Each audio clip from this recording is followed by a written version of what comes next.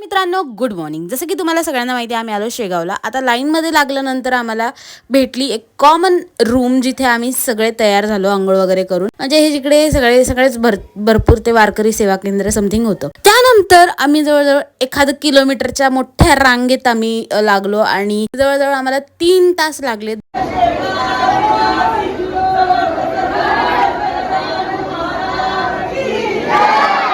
आणि हे असं म्हणत म्हणत आरती सुद्धा चालू होऊन गेली.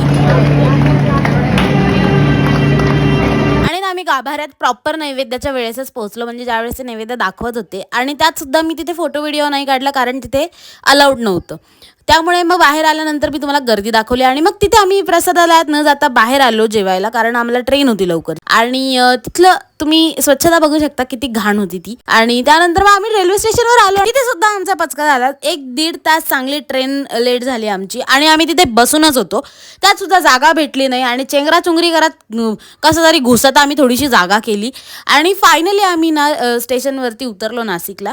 त्यात सुद्धा उबरवाला दादा म्हणत होता की इथे खूप गर्दी झालेली होती, काय माहित नाही का. घरी आलो, शेगावची कचोरी खाल्ली आणि yes, that's it for the day. Bye bye.